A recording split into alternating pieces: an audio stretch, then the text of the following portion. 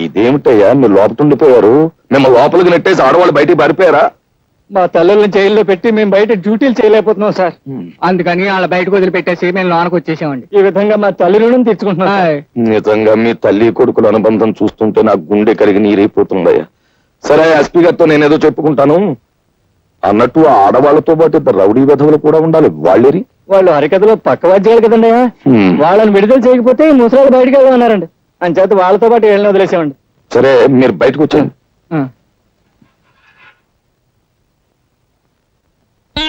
కాదు చూసి నువ్వు ఉండిపోయా వీళ్ళతో పాటు లోపల?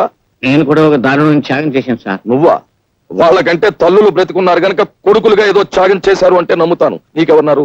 నువ్వు లంచాలు గిలుతున్నావని తెలిసి మీ అమ్మ ఎప్పుడో ఊరేసుకు చచ్చిపోయింది కదా. కాదు సార్, కిరసాలు పోసుకుంది సార్. సరే, ఏదో ఒకటి నువ్వు చేసిన త్యాగం ఏమిటో చెప్పు. తులసమ్మ మా ఇంట్లో అద్దెకుంది కదా సార్, ఆవిడ అరెస్ట్ చేశాం కదా సార్. నేను లోపల ఉండి ఆవిడని విడిపించి మహిళా లోకాన్ని గౌరవించాను సార్. అలా గౌరవించడానికి ఆవిడ ఎంతకిల్లావు? లేదు సార్, సోదరుగా అలా భావించడానికి ఆవిడ ఎంతకిల్లావో చెప్పు. Come on tell me. ఒక నెల అద్దె ఎక్స్ట్రాగా ఇస్తున్నాను సార్. అది అలా చెప్పు. ఉరికమ్మం ఎక్కేవాడిని కూడా ఎంతో కొంత గిల్లాలని ఆశించే మనిషివి నువ్వు. నీ త్యాగాన్ని ఈ దేశం భరించలేదు. నువ్వు లోపలికెళ్ళు. లోపల ఉక్కుపోసేస్తుంది సార్. బని తడిసిపోయింది చూడండి సార్. ఫ్యాన్ వేయించి నీ కోసం ఏసీ పట్టిస్తారు. వెళ్ళు లోపలికి.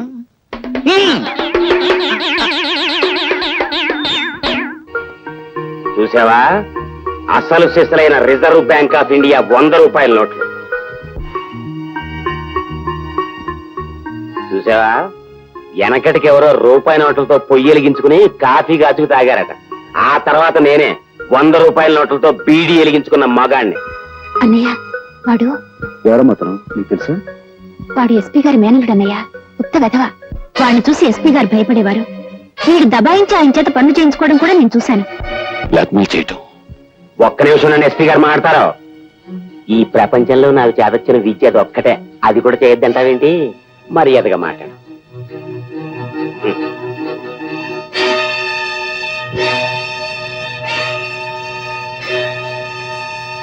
బ్లాక్మెయిల్ వీడే చేస్తున్నాడా లేక వీడితో ఇంకెవరైనా చేయిస్తున్నారా అని మనం తెలుసుకోవాలి. ఎలా? ఆ విషయాలన్నీ నాకు వదిలేయండి. ఇదిగో బాబు, కొద్దిగా అగ్గిపెట్టి.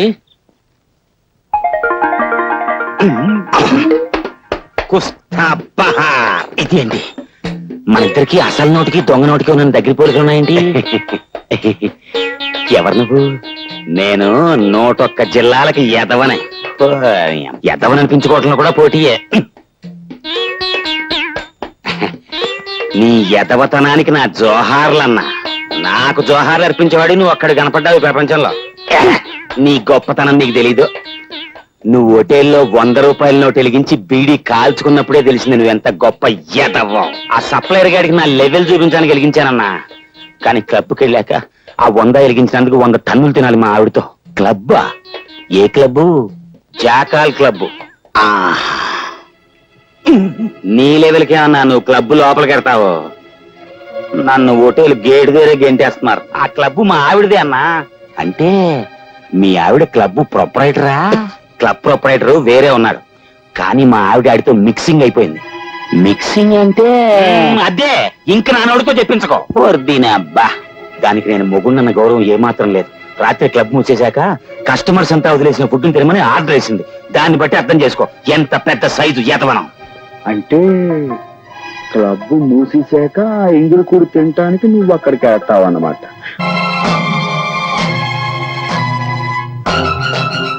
నా ఇష్టం వచ్చిన వాడితో ఆడతాను, పాడతాను. మధ్యలో నువ్వెవతివి? నేను ఎవర్నా? నువ్వు కావాలనుకుంటున్న ఆ వెధవకి పెళ్ళాన్ని. పెళ్ళానివా? పెళ్ళం? నువ్వు అతనికి పెళ్ళం, అతను నీకు మొగుడు. అసలు నీలో పెళ్ళానుకుండవలసిన లక్షణం ఒక్కటైనా ఉందా? మొగుడు ఎంగిలి పళ్ళాల్లో తింటూ ఉంటే చూస్తూ ఊరుకోవడం పెళ్ళం లక్షణమా? తలకి నూనెలా పెట్టుకోకుండా మాసిన గుడ్డలతో ఊరంతా బికారామల్లా తిరుగుతూ ఉంటే చూస్తూ ఊరుకోవడం పెళ్ళం లక్షణమా? సరే, అతను తప్పు చేశాడే అనుకో, అందుకని బూటకాలతో తన్నడం అది పెళ్ళం లక్షణమేనా? అతను నీ మొగుడు అంటున్నావు కాబట్టి వెళ్ళిపోతున్నాను. నిజంగా జీవితంలో నాకు అతను లాంటి వాడు దొరికితే నీలాగా భ్రష్టురాల్ని కాను. అతనితో హ్యాపీగా జీవితాన్ని పంచుకుంటాను. వస్తా. పెద్ద సావిత్రి. వచ్చింది నాకు బుద్ధి చెప్పడానికి. లవరు లవరు నువ్వా? రాత్రి అంత గొడవ జరిగాక మళ్ళీ నన్నెందుకు పిలుస్తావు? పిలవకి ఏం చేయమంటావు చెప్పు. అసలు రాత్రి నీకు ఎన్నో సంగతులు చెప్పుకోవాలనుకున్నాను, కానీ అది ఇంత మూలాన్ని నోరు మూసుకోవాల్సి వచ్చింది. మరే రాత్రి నీ మాటలన్నీ విన్నాక నేను ఓ మొగుణ్ణి అన్న సంగతి నాకు జ్ఞాపకం వచ్చింది. అది కాకుండా నీకు పెళ్లి కాకపోయినా మొగుణ్ణి ఎట్ట గౌరవించాలో, ఎట్ట లాలించాలో, ఎట్ట బుజ్జగించాలో నీకు తెలిసినంతగా ఇండియాలో ఎవరికి తెలియదు అనిపించింది. అంచేత నువ్వు అంటే మన ఇద్దరం పెళ్లి చేసుకుందాం. నేను అంటే మాత్రం నీ పెళ్ళం ఊరుకుంటుందా? ఇదిగో దాని సంగతి ఎత్తకో, దానికి విడాకులు ఇచ్చేస్తాను నువ్వు అంటే. సరే నేను అంటాను, మరి మా పెద్దలు ఒప్పుకోవద్దు.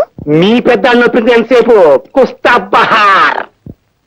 నిన్నే పెళ్ళాడాలని నువ్వు పుస్తక ముందు అనుకుంటుంటే ఇప్పుడు ఈ ఉడతమోహం పెడతనా ఊరుకొని తీసుకొచ్చి పెళ్ళేస్తానంటావా? వీడు చంపేస్తాను. నువ్వన్నది నేను ఉడతమోహం పెడతనా కొడుకునే కావచ్చు, కానీ నా మనసు మాత్రం మడత మంచం లాంటిది. అవును మావా, ఇతని మొహం దరిద్రంగా ఉన్నా మనసు మాత్రం మడత మంచం లాంటిదే. నువ్వు ఇప్పుడు మా అమ్మాయిని పెళ్లి చేసుకుంటే మీ జ్యోతి మా ఇల్లు పీకి పంది రాస్తుందేమో. ఏయ్! అది ఇల్లు పీకి పంది వేస్తే ఆ పందిట్లోనే దాన్ని కుక్కలా కట్టేసే బెమ్మ రహస్యం నా గుప్పిట్లా ఉంది. కుస్తా బహార్. ఆ గుప్పిట్లో ఉన్న రహస్యం ఏంటో చెప్పు నాయనా. ఐఎమ్ సారీ, నేను చెప్పను. నువ్వు చెప్పకపోతే మా వాళ్ళు నీకు ఇచ్చి పెళ్లి చేయరంట. నీ గుప్పెట్లో ఉన్న రహస్యం ఏమిటో చెప్పులెవరు? సిద్ధం జాగ్రత్తగానండి. చూడండి, నువ్వు కూడా జాగ్రత్తగా చెప్పు. చెంచల్ చచ్చిపోయిందని చెప్పి జ్యోతి దాని ప్రియుడు కలిసి నా చేత మా మామయ్యని బ్లాక్ మెయిలింగ్ చేయిస్తున్నారు. అసలు నిజం చెప్పాలంటే చెంచల్ చచ్చిపోలేదు, బతికే ఉంది. అవును, బతికే ఉంది. నా కళ్ళతో చూశాను, బతికే ఉంది. ఆడ కుదుర్చావని మేము అంతా చూసావురా. అదే పొరపాటు. అది చెంచల్ శవం కాదు, మరి? వేరే అమ్మాయి శవం. చెంచల్ చచ్చిపోయిందని మా మామయ్య ఇన్స్పెక్టర్ లింగాన్ని పిలిచి కేసు మాఫ్ చేయమన్నాడు. ఎందుకు సార్? ఈ 10,000 ఖర్చు పెట్టి ఈ కేసు ఎవరి మీదైనా బనాయించి చెంచల హత్య కేసులో మా అల్లుడు పేరు బయటకు రాకుండా చూడు. నీకేం భయం లేదు. అక్క, ఆ విధవ నువ్వు చచ్చిపోయావని చెప్తుంటేను నిజంగానే అంత పని జరిగింది. ఓ కుర్రాడు రక్షించడం వల్ల బతికి బయటపడ్డాను. చెంచలా, నువ్వు నిజంగా చచ్చిపోయావు అనుకుని నీ హత్య రహస్యాన్ని అడ్డుపెట్టుకుని మా మామని బ్లాక్మెయిల్ చేస్తాను బ్రహ్మాండమైన ఐడియా ఇచ్చా. ఎస్పీ లెవెల్లో ఉన్న ఒక పెద్దవాడు మన చేతికి చిక్కే ఆపర్చునిటీ మనం వదలకూడదు. అంటే అదే మాదిరిగా ఉన్న ఒక పిల్లని ఆనవాళ్ళు తెలియకుండా ముఖమంతా చెక్కి పడేసి అదే బ్యాగ్ లో పెట్టి నదిలో పారేస్తే చెంచల శవం అనేగా పోలీసులు అనుకుంటారు. నిజమే, కానీ మన అడ్జస్ట్మెంట్ కోసం అని చావటానికి సిద్ధమయ్యే ఆడకూతురు ఎక్కడ దొరుకుతుంది?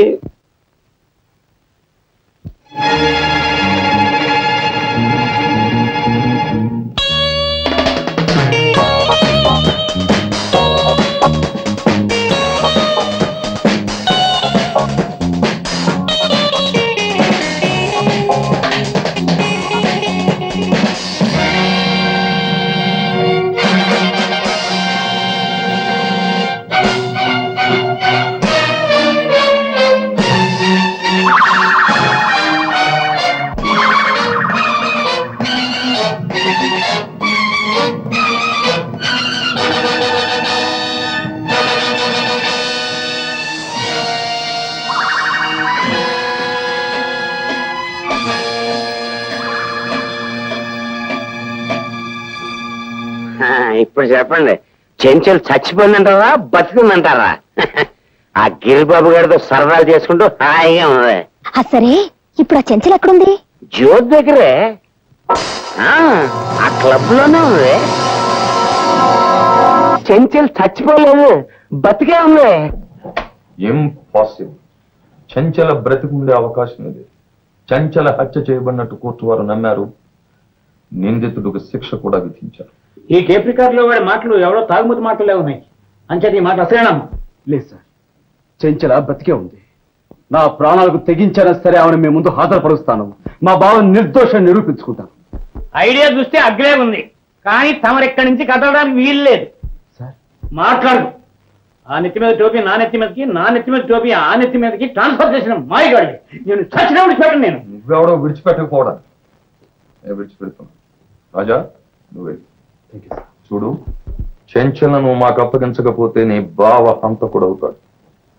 మీ బావను తప్పించినందుకు నువ్వు నేరస్తులు అవుతావు.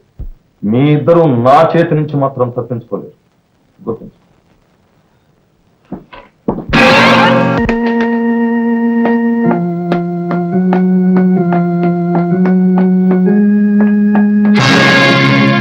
మీరు బయటకు వెళ్ళడానికి వీల్లేదు. ఎందుకు వీలేదు? నువ్వు లోకం దృష్టిలో చచ్చిపోయావు. అప్పుడు చావలేదు. చావు నుంచి తప్పించుకొచ్చినా ఖైదీలై 4 గోడల మధ్య బ్రతుకుతున్నందుకు ఇప్పుడు చచ్చినట్టు అనిపిస్తోంది. ఫూల్లా మాట్లాడు. చెంచల నిజంగా చచ్చిపోయిందని నమ్మించడానికి రీటాని చంపాం. ఇప్పుడు మీరిద్దరూ షికార్లు కొడితే చెంచల్ని ఎవరైనా చూస్తే ఏమవుతుంది? నీ పథకాలు ఫలించడం కోసం నా సరదాలను నాశనం చేసుకొని నేను ఇక్కడ సజీవ సమాధి కావాలా? ఇంపాసిబుల్. కరెక్ట్. చెంచలా నేను సరదాగా షికారులు కొట్టకపోతే ఆమె చావు నుంచి తెప్పించుకునే ఫలితం ఏమిటి? You rock. ఎస్పీ గారి అల్లుడువని మాకు ఉపయోగపడతావని ఈమెను నీకు అప్పగించాం. కానీ నువ్వు బెదిరించడం, బ్లాక్ మెయిల్ చేయడం నీకే తెలుసు అనుకోకు. చెంచల హత్య కేసులో ఎస్పీ నువ్వు బ్లాక్ మెయిల్ చేస్తే రీటాను చంపిన హంతకుడిగా నిన్ను మేం బ్లాక్ మెయిల్ చేయగలం. జాగ్రత్త. మనకి పోట్లాట్లు అనవసరం. మేము ఎవరికీ కనిపించకుండా అలా కాసేపు బయటికి వెళ్ళొస్తాం. రాడి.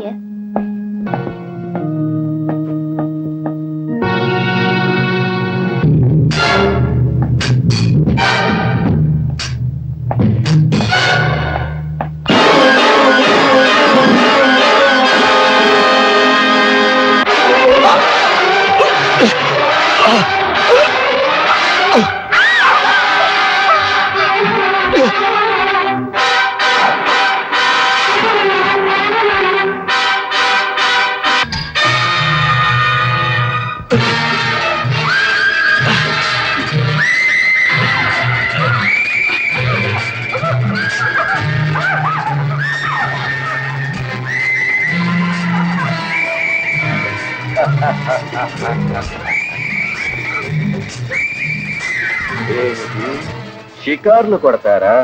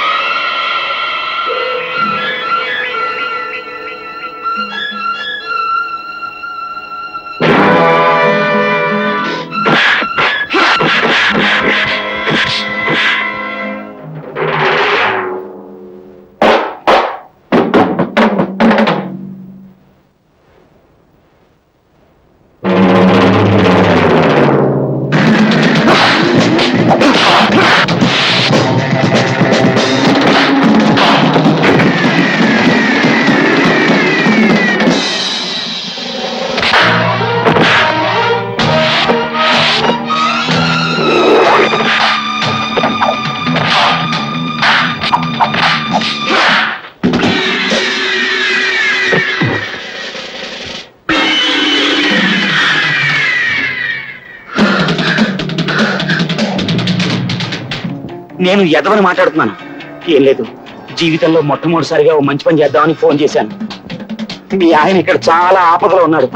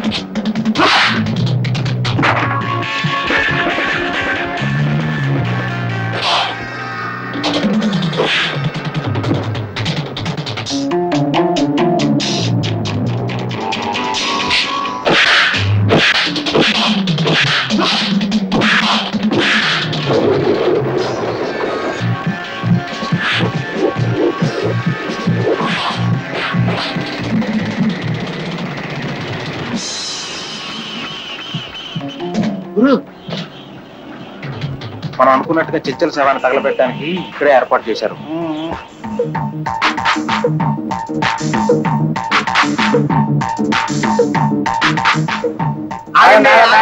ఆగండి. మీరు చెప్పింది ఏంటి? తెచ్చిన శవం ఏంటి? ఇది ముస్లిం శవం కదా? ముస్లిం శవం కాదయ్యా, ముసుకేసి తీసుకొచ్చామంతే. అయితే ముసుగు తీసి శవం మాకు అప్పచెప్పండి, మాకు గ్యారంటీ ఉంటది. మేము తగలట్టుకుంటా, మీరు వెళ్ళిపోండి. అదే కుదరదయ్యా, మేము ఉంటాం. మూర్ఖులా ఉన్నారు. శవం తగలబెట్టడం కావాల్సింది. అలాగే కానివ్వండి.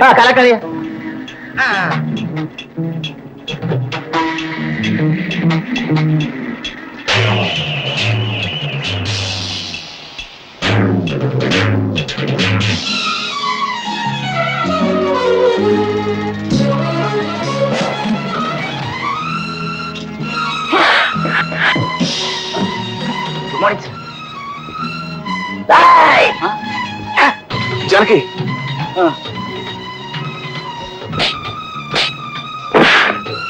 జానకి,